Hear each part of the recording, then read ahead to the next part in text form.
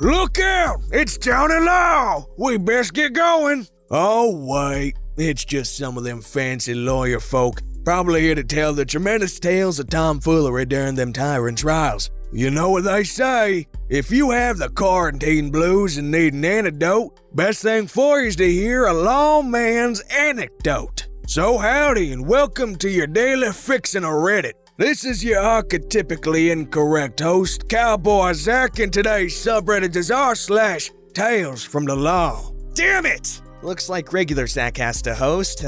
Cowboy Zach went and caught tuberculosis, but it's okay. It's 2020, it's not a death sentence this time around. Anyways, this first story's called The Case I Cracked. I've always wanted to be Nancy Drew. I even used to have that tidbit on my dating profile. Once, at work, I basically managed to be her. As with most people in the legal industry, my big wins don't generally have epic stories behind them. My biggest two cases were just about insurance companies dicking us around before they realized we were serious about going to trial, so they should finally make decent offers. In this case, our client owned a gas station franchise. The terms of their franchise allowed them to make a certain amount of improvements to the station, which corporate would pay for. It was actually a loan, but the loan would be forgiven if the franchisees continued to buy gasoline from the corporation for a certain number of years. I don't remember how long, it's not important to the story. Basically, our clients would pay the contractor, submit the work orders, and corporate would reimburse them. Our clients hired the lowest bidder, generally not a good idea,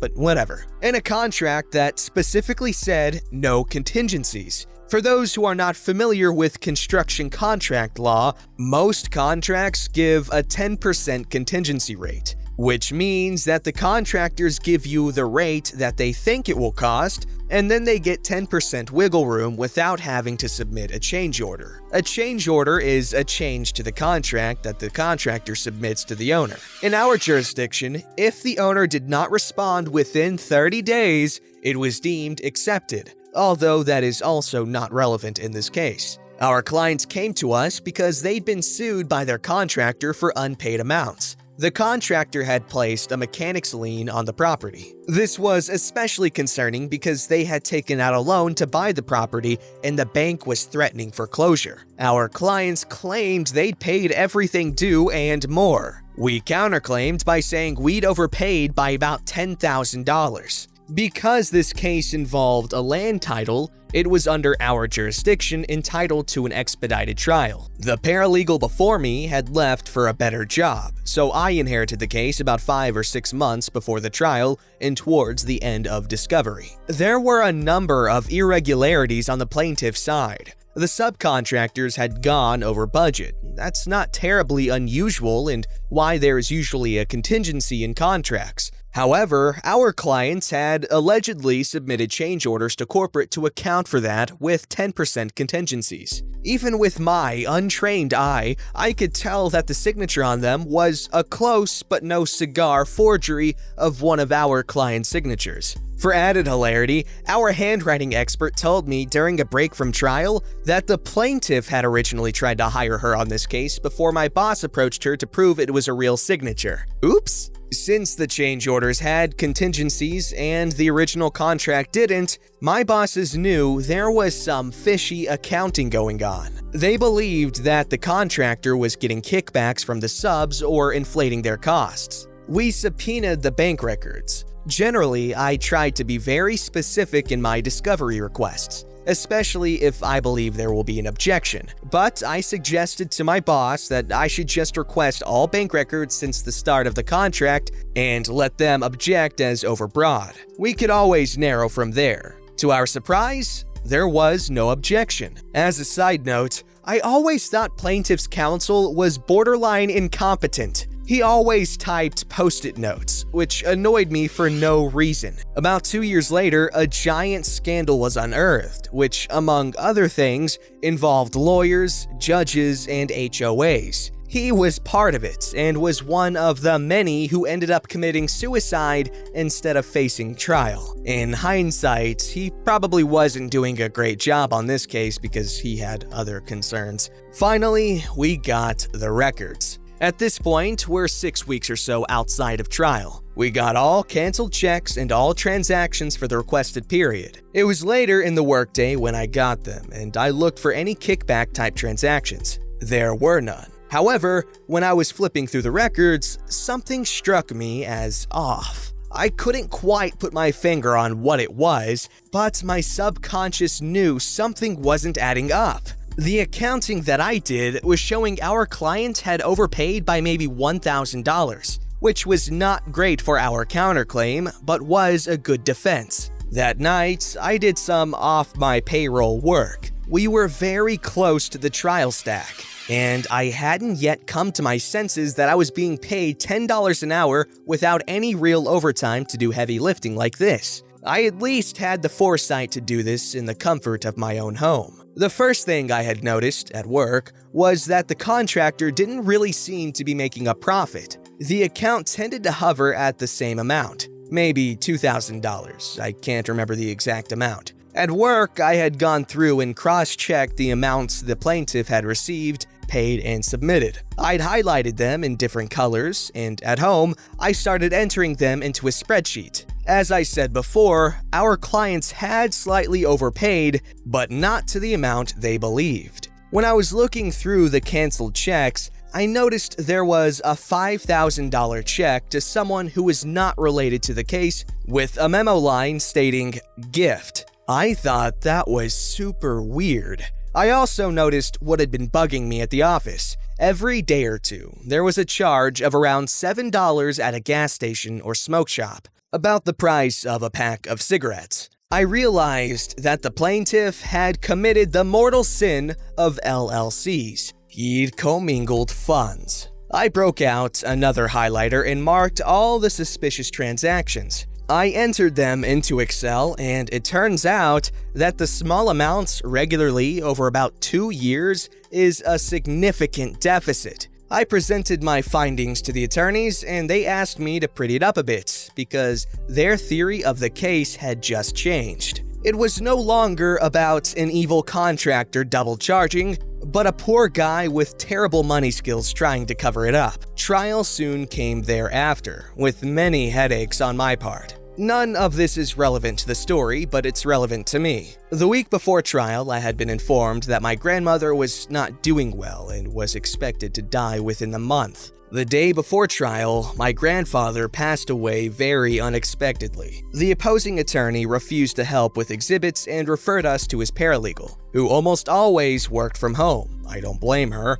and his office was unwilling to give out her phone number or email, so I had to contact them and leave a message for her. For the record, she herself was lovely and gave me her contact info. And when we met in person at the trial, was extremely effusive in her thanks and thought the evidence binders I put together were great, which is good because I had to come in early to fix them because the copying service hadn't put tabs on them. At any rate, it was a longish trial for a breach of contract. The owner, head attorney, told us that she had asked for $10,000 in closing. A number of us had been there for various parts of the trial, but not the whole thing, and none of us had been there for closing. After a couple of hours of deliberation, she texted us that we had prevailed with a reward of $44,000 plus punitive damages. We assumed it was a typo for either $4,000 or $14,000, but she meant $44,000. Upon polling the jury,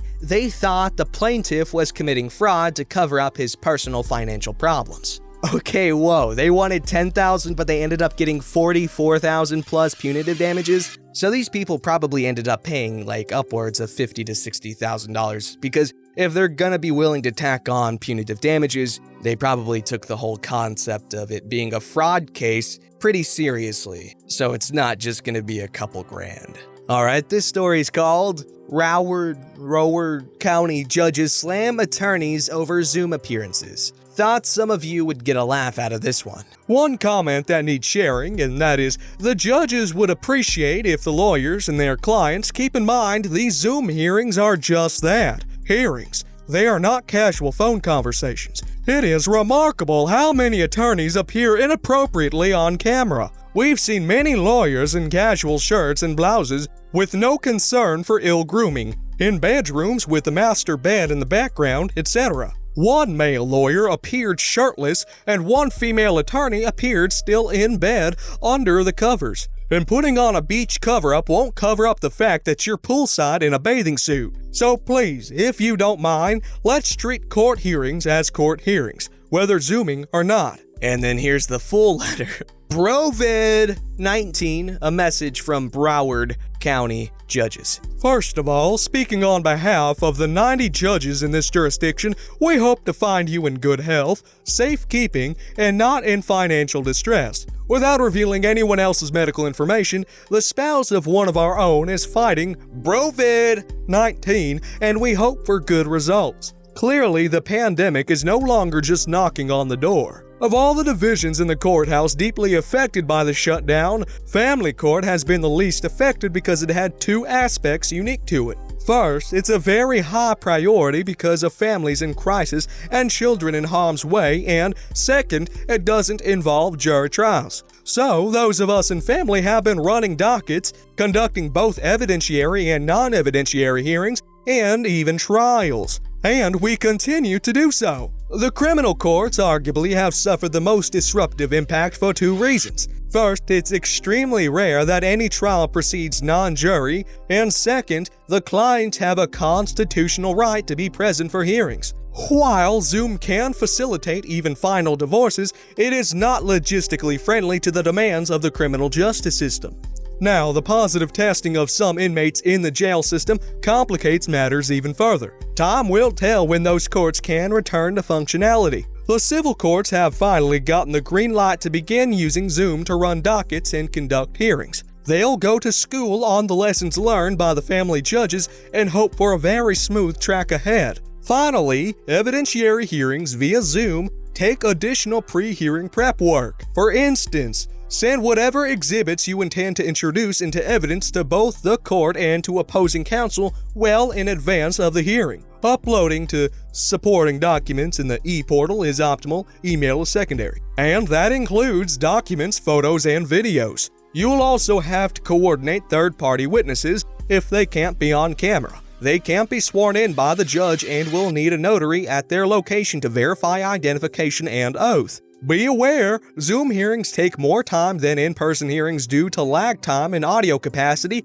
coming online and people talking over each other, which challenges the responsibility to make contemporaneous objections. Often, lawyers are not looking at their screens but down at their files, their outlines and notes, or simply out the window and cannot see the judge is hollering, "Stop, stop," because an objection has been made and the audio stays with the witness rather than obeying the judge. If you need additional guidance, call the JA and ask ahead of time. Just don't say I told you to. If all this sounds like a challenge, it is, but there is no such thing as an objection to Zoom. That having been said, I for one will not conduct a 2-week expert-laden, hotly contested trial via Zoom. I will reschedule that one for late summer or early fall, if we're lucky. At the end of the day, we conduct these hearings as best we can, knowing we're running on one of those miniature spare tires we pulled from the trunk rather than a real tire. But it will take us to where we need to go if we decrease our speed and increase our caution and shorten our trip. Resolve as many issues as you can through negotiation and then buckle up. We'll get there, but it may get a little bumpy on the way. Please stay safe and healthy and lucrative.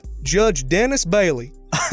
Okay, that was a good little letter. That was a real letter by a real judge, Judge Dennis Bailey. Also, I'm sorry that my judge voice or attempt at a weird judge voice turned into a weird half-baked Hank Hill impression. But that was not my Hank Hill, okay? I can do a pretty decent Hank Hill, but I'm not gonna do it because if it isn't that good, like I think it is, everyone's gonna call me out on it for being bad at doing a Hank Hill voice, and I'm gonna cry. I'm just joking, obviously. I'm not gonna cry over someone making fun of a bad impression. I'll just retire. But also, let me say, keep up the good work, Judge Dennis Bailey. And you too, Judge Joe Brown. I love you. Judge Joe Brown! Also, Judge Judy with that dump truck! This story's called Man's Got Hoes in Different Time Zones. Used to work in a small personal injury law firm. My job was dealing with people's cars and insurance companies, getting their damaged belongings reimbursed, getting adverse driver's insurance comps to accept liability, arranging for cars to get repaired, etc. We had a client once who got in a really bad accident. He was rear-ended on the freeway and the passenger, a female coworker, died, while he got a really bad head injury that required extensive surgery. Important thing to remember, the client and his coworker are both from mainland China and aren't American citizens. I think they were here on a green card or a student visa. His mom is my main point of contact because the client was pretty much out of it due to his injuries. We had the signed power of attorney form. His mom calls me one day and asks how they might go about retrieving their son's belongings from his car, because it was all taken to the tow yard and they haven't had a chance to get it. Like his textbooks, laptop, passport, all his important stuff is supposedly in his car.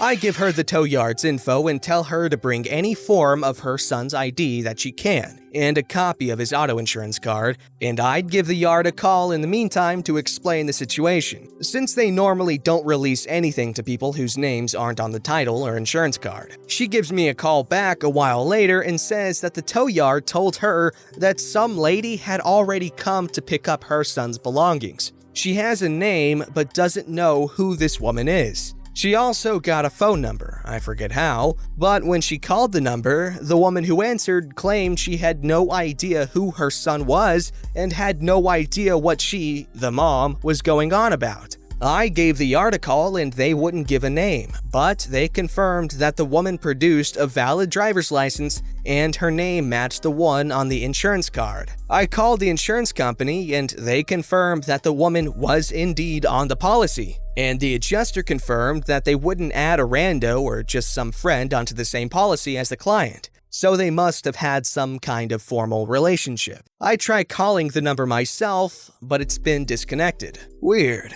At this point, I'm figuring that the client had some kind of secret girlfriend that he didn't want his mom to know about. Because how else would some random woman know that this guy got in an accident, know where his car is, produce the appropriate documentation, and take all his valuables? So I get his friend, who was helping the family and knew what was going on, to give the phone to the client while his mom was out of the room. He was awake and lucid at this point, so I can try to figure it out. No dice. He's insisting that he has no idea who this woman was either. His friend tells me that he thinks the client might still be fairly out of it, since he just woke up and was having memory issues. Okay. I tell his mom that they might need to file a police report because I was hitting dead ends. She understood. A while later, we get his medical records from the hospital, and a coworker who was reviewing them told me to go look at them because she thought there was something in there that might shed some light on the mystery woman situation.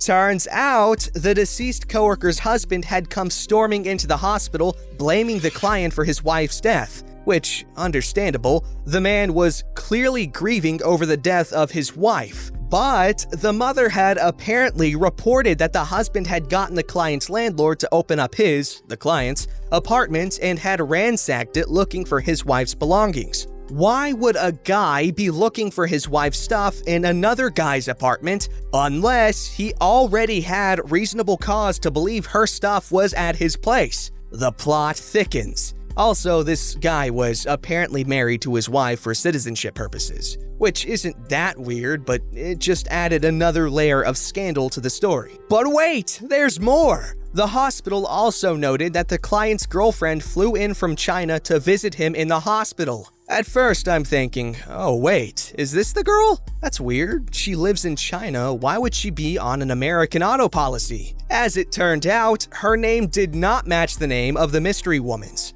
The plot is now thicker than pitch. We never did find the missing items or figure out who the mystery woman was, but general consensus was that this guy had at least 3 different girls going on at the same time. One of them married and one of them living in an entirely different country. Okay guys, cheating is bad, it's horrible, one of the worst things you could do to a person. However, when you remove the personal element of cheating, it can be kind of funny.